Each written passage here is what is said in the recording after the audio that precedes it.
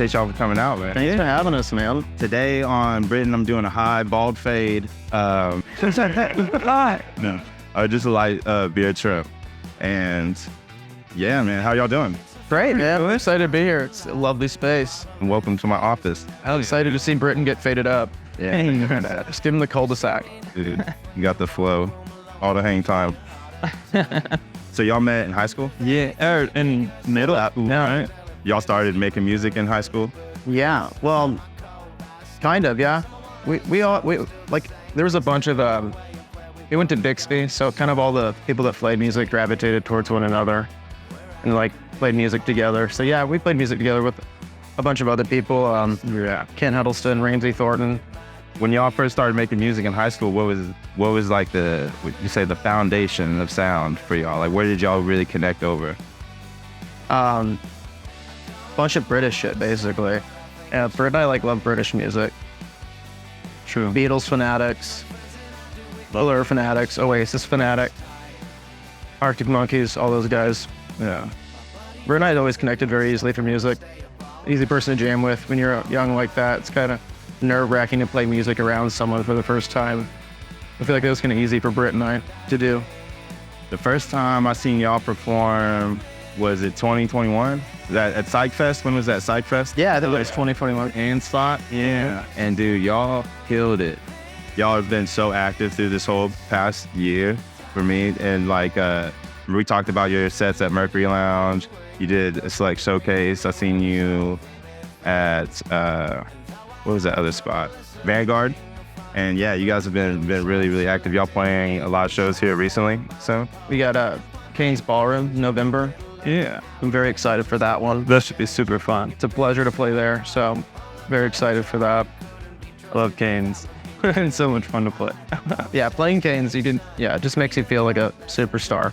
Yeah. Isn't it so dope? Dude, it sounds perfect. Yeah, like the floor. It's so baller. You have like an annoying amount of shit on the back burner right now, honestly. Like a lot of music that I want to, stuff we're doing with Logan Bruhn into, working with different producers and shit. But yeah, a lot of stuff we're really anxious to get out. You should have a single out in the next couple months for sure, yeah. But then just follow up with a lot more singles after that. You have a title for it? Yeah, the one coming out it's called Bit. It's it actually wrote about one of our friends, Vit. I'll leave it at that. You'll have to wait till it comes out. So, but like Manta Rays, talk about that. Where did the name Manta Rays? We were just talking to somebody about this. It was I don't know. I just always trying to be clever. I was always making bands. Britt and I were always making bands before Manta Rays.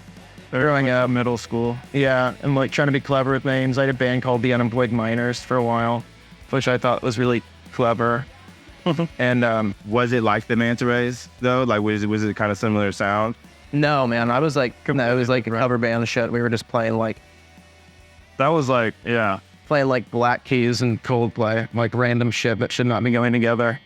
But I don't know. At one point, I think it was just beside like a name of an animal, something really just that doesn't really tie us down to anything specifically. And I love Manta Rays. I think they're like coolest animal elements. Such a good name. Yeah, we both loved Starfucker at the time. It's a great band. Yeah. A lot of their music videos, they had Manta Rays flying around. So I always credit Starfucker for helping me get the name. I would say with most bands, like local bands especially, like they're so dope and so many through the years, but for whatever reason, after going hard for a year, they kind of all break up and kind of do their own thing.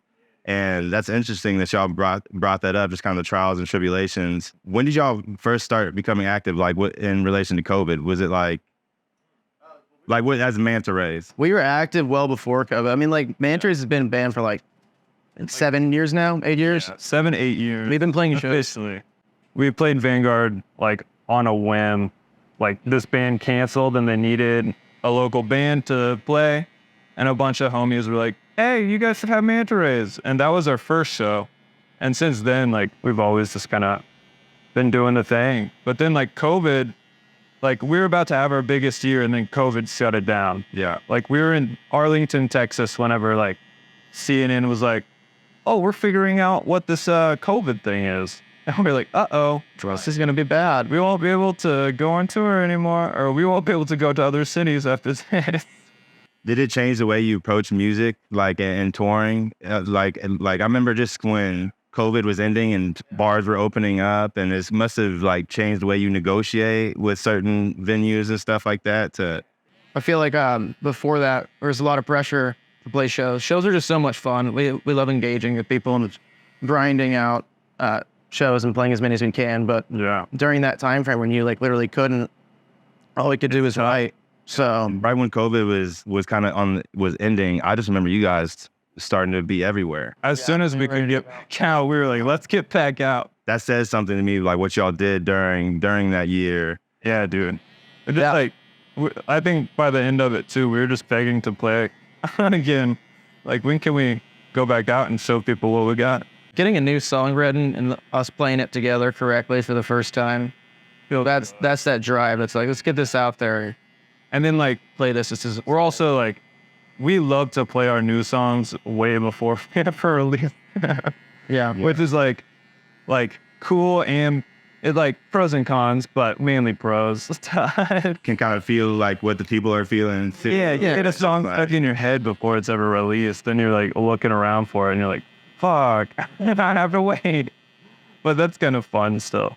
And so like, I love doing that. But then we play our new songs all the time just to test them out and make sure that people like them and stuff too. I love getting that feedback back from people after we write something and play it for the first time together. Y'all play Mercury a lot. Mercury's a home field for us. We love that place. The fan sub merch show was awesome. Lots of crowd surfing. That was fun. Yeah, that was the Tulsa Creative Engine show, wasn't it? That was an excellent show. Yeah, that was an awesome one. I love any show that we can get like a good little mosh pit going. That's the best.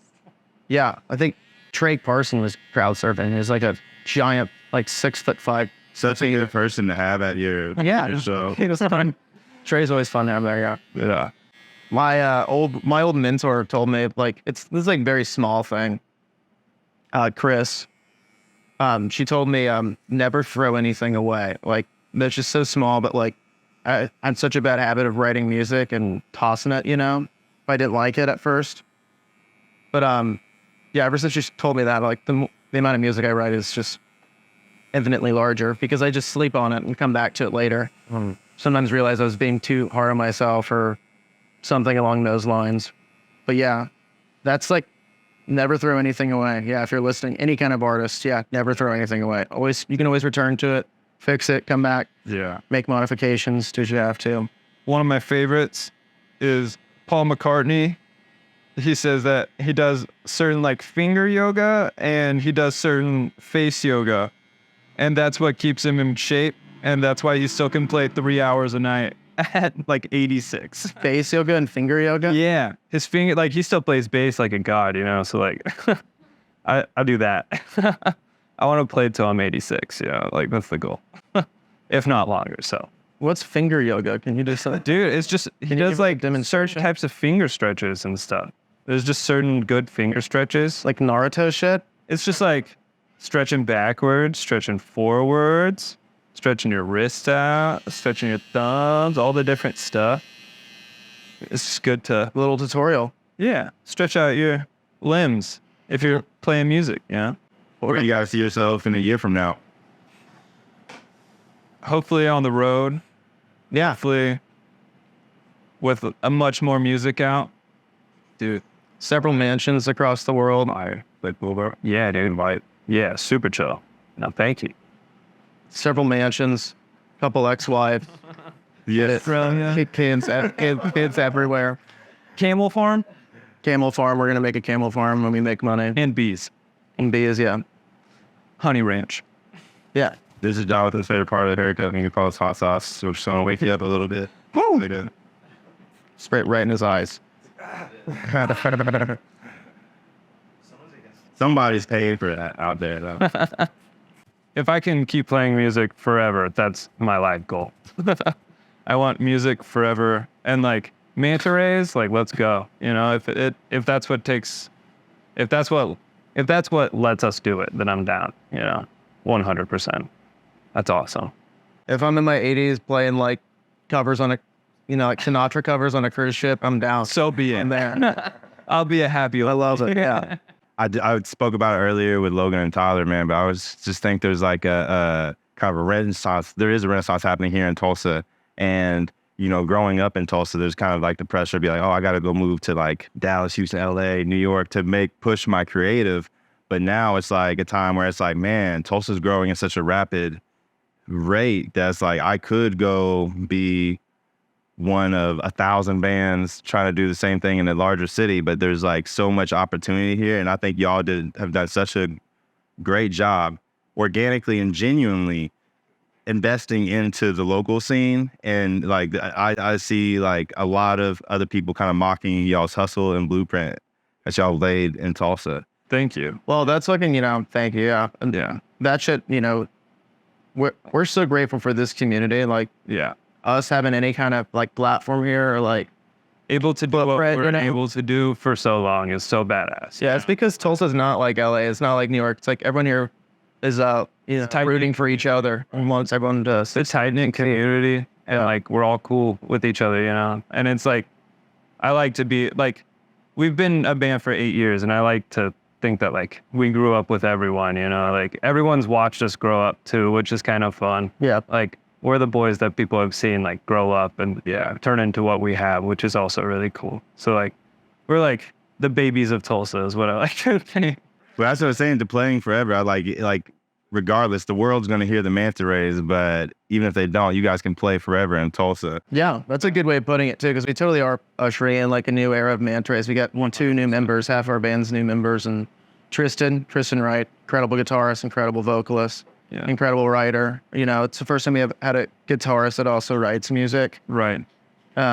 Same with Tyler, he's a freak of nature. If anyone's ever met Tyler Sexton, like you put any instrument in his hand, he can play it. He went to school for guitar. Like he picked up drums like nothing. Like he's a crazy. He's also incredible voice, incredible writer, everything. A hilarious person too. Yeah, best. Incredibly lovable. Yeah. So we're working with like 2 like incredibly talented, sweet people, and we're not really used to that. Yeah. So, but yeah, it's been great so far. We've been grinding, and I like, I bring them up because I usually write. Jackson writes like the basis of a song usually, and like lyrics and stuff. Yeah. And then like sometimes like I can write some stuff too, but Jackson is like our strong suit there.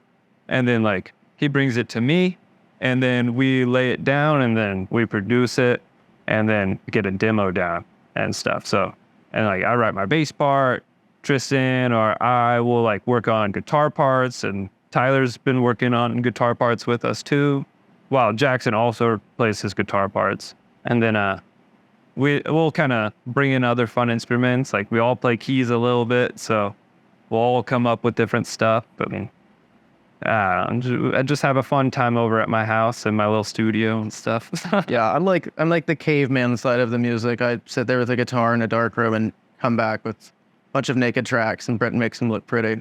But also the producer, that's the at heart, he's amazing at it. Because Jackson can sit in a room with a guitar and sound beautiful no matter what. I need a computer and stuff. I'm like, okay, let's mic this and let's doctor it up a little bit. But that's the best part about Jackson. Has an angel-like voice.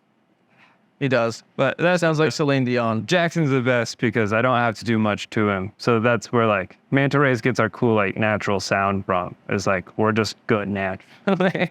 Yeah, just sounds good. No one's ever understood my music better than Britton too. Like I know I don't really trust much anyone else. Yeah.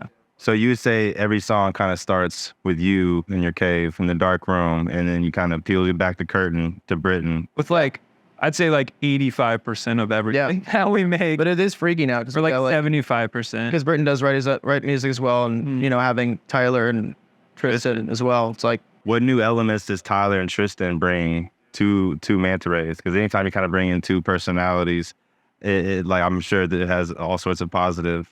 Oh, dude, we really lucked out, dude, because they're such big guys, and they're really easy to collaborate with. Yeah. Especially Tristan. We've been playing with him a little bit longer than Tyler now, like just about a year, and we're trying to get a song of his on our next album, because he's so damn good. Yeah, he's killer. But he writes very cool and like very Manta Rays, but then also like his own style. Yeah, he's bringing a new kind of spice. But same with Tyler, which is I think that's the cool thing about working with, like, whenever I write a song, like I know what I'm looking for Manta Rays, but then also it's still my own style, which is cool. And then same thing with the other boys too. Like Tristan and Tyler both have their own ideas, but then they're like, oh, this also works for Manta Rays, and it's my own idea, which is really cool.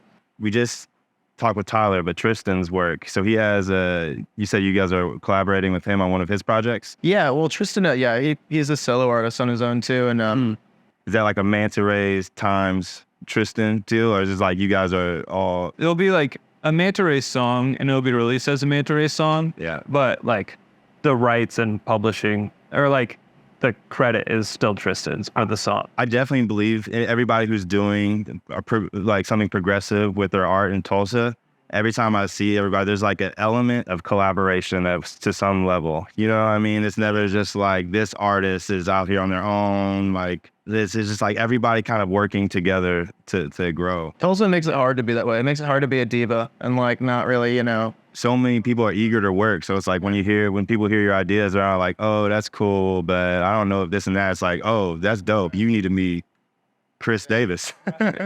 Exactly. Right. You know? Yeah, 100%. Shout out, Chris.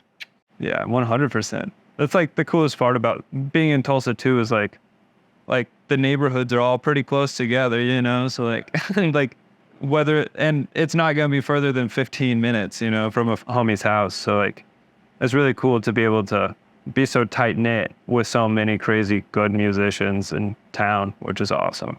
Love working with different people producing and stuff. It's super fun. Logan's got a totally different kind of style that we haven't really worked with before too, that I'm really excited to push out there. I get so hyped looking at his Instagram stories where he's like in his room and he's just like that. Yeah, dude. He's like, He just fucking jams. It's always a good Logan's got the chicken head on the wall. Dude, when that chicken head's going, dude, he's working with the bond. Yeah. Something's fire. Yeah, dude, dead ass. So y'all went to Bigsby, right? Yeah. And so when did what was the scene like when y'all were like, where were y'all playing at? Was it like house parties? Were y'all going to like? Yeah, we kind of we kind of had to gravitate towards Jinx because Bigsby's like, Yeah. Bigsby's like the sticks in this time. You're going to get like cops called on you immediately. Yeah. Like you don't want to hang out in Bixby. So like people would rather be listening to country music out by the river too. Right? So as soon as we could get towards the Jinx. As soon as we could get into cars, we started coming like more downtown. We played a lot of our first shows in a garage in Jinx. Yeah. We just started like making posts on Instagram, advertising them as parties and forcing people to listen to our music. The first couple were a little rough, but we played like 20 to 30 of those. Yeah. Probably. We played a bunch of house shows. Yeah. Did you play any Bigsby shows? We never played out. I don't think you ever played out Bixby. Green Corn. We played Green Corn Festival. That's right. Makeshift Green Corn Festival, which is like every year. It was the Green Corn. We actually did 3 shows that. We had 3 shows that. Baller, dude. We did 3 shows that day, and we did one of them at 420. Yeah, and it's like right across the street. Walked up, and they're just like. Tell me, like, I know earlier you said like bands from England were kind of early inspiration. Yeah. Now, does that still bleed through your music today? Like, who are your inspirations? If not, even more so. I feel like our first album, we do like a lot of American bands. We're big Eagles guys. Yeah. And but like the classic goes. Yeah, like we went for classic Americana, like America style, like Eagles kind of style. But the more we get into our actual selves, like Manta Rays, and our writing style, the more that solidifies itself, the more British we sound, because that's all of our favorite shit is, Yeah. Are there any current bands y'all like really admire? Dude. Follow? Arctic Monkeys has been Jackson's favorite and like one of my favorites all growing up. And they're still like fucking killing shit, which is awesome. Yeah, Arctic They're good at Monkeys. changing it up. His side project, Last Shadow Puppets, we love them. I mean, even the older bands that are still around, like Dude, like Blur and Oasis. love Blur and Oasis. And Gorillaz, of course, Incredible. all that British shit, man. Like, Dude. it's And like we love to emulate that, which is super funny. The Kinks is one of our favorite bands, and that's like old British one. Like they were playing in the 60s whenever the Beatles were coming up at the same time. So Is there anybody like, or any groups you aspire to work with? dude, Like dream scenario? I love like Midnight Trust is awesome. Love to work with Midnight Trust, They're but just they're so pretty cool. Yeah, they're very. That's the one we haven't mentioned. Yeah, that's not super. Are they British? I don't know. No, I think they're American. Oh It's yeah, a really cool band. I'd love to tour with them. Anyone affiliated with Flightless Records, really, that I've been working over there is super cool. Yeah. All the King Gizzard guys, thanks for Oh yeah, thank you, brother. Mild High Club. That'd be a dream band to tour with. That's a sick wood. Yeah. MGMT. MGMT. Yeah. Dude, Strokes would be a fucking. Right. Like, Yeah. yeah, Arctic Monkeys, Strokes. Like, if you hit the big guys, like, all those dudes. Two we grew up on, like Jack White. Like, even if John Mayer wanted to put us on tour, like, put us on tour, dude. Put us on tour. Put us on tour, baby. We can go boho. I'm like, let's go. I'll go with John I can Mayer. put on a big fucking hat. We can do something. We can go sob rock. Puts on good shows. What's the best show you guys ever been to as attendance? Dude, me and Jackson have gone to a lot of good shows together. Yeah. That James Taylor one he brought up earlier, we really scored on those tickets. Dude, we had VIP passes. Yeah. So, like, it was kind of weird, but it was, like, just, like, buffet style next to, like, James Taylor while he was playing. And that was kind of weird, but it was super fun. They came with like, yeah, we had to like go to like this snack room. Yeah, And I had all of his favorite snacks, and it was like, it was like apple cobbler, grilled cheese. There's peach cobbler. Yeah. peach cobbler, yeah. Yeah. But it was at the Walmart amphitheater, which is super weird. Yeah. Yeah. Kind of lame, I like, have a lame venue. yeah, kind of a lame venue out of cool venues that we've been to. It looks like a Walmart aisle, right? Like as a, But like, take a Walmart and then make a venue out of it and then take off the roof. And that's what it is. Yeah. It's kind of weird. Yeah. Really, really hard to smoke weed there. Yeah. It was like people dressed up in costumes that like just went to the show like that. And I was like, is it October? I don't know. But it was like, Was that a face thing? no. You know, like people just like dressed up for the hell of it. Like just like scary mask style. And I was like, I just remember watching them in the crowd and I was very terrified. I was like, this is a great show. Yeah. This is terrifying. It was a great show, but Yeah. I definitely hear West Coast in y'all's music, and Dude. that's ironic to me because I think it, you know, a lot of the hip hop scene in Tulsa, there's a lot of that same influence, Yeah. and those artists too. But yeah, man, I definitely hear the surf rock. Yeah. Dude, that's our stuff for sure.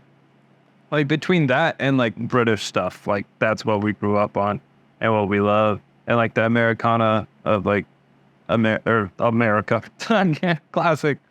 Classic stuff. What makes your newest music sound like? Dude, power, strength, vigor, loud, good. power. We already Y'all told want people string. mosh, right? Dude, yeah, like lightly. Yeah, Be nice. Be kind. Respectfully. Don't hurt anybody. Come on. I don't want a Travis Scott situation. Yeah. Correct. No hurting people too hard. Yeah. You know? A little bit. A little bit. It's okay. Get it out. Right, get it out. Uh, But yeah. I don't know. Kinda, The shit we have yeah. I think we're trying to like Follow the define like our spectrum in our new music though. Like yeah. see how hard we can go, but also see how soft we can go Yeah. in certain aspects. Show the different sides of man. I think we're trying to stretch just see how music. how far we can go in either way of those directions. First album's here to here, and like we're gonna go here to here.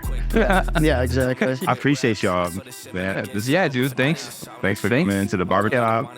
I'm Trent with Sharpside. I'm here with Pop House, Variants Magazine, Jonathan, and Ghost Cat Productions, man. So this is a wrap. Peace. I mean, I got what it takes, so I gotta take it all back. I told him I need my pay, I need my 50 for tax.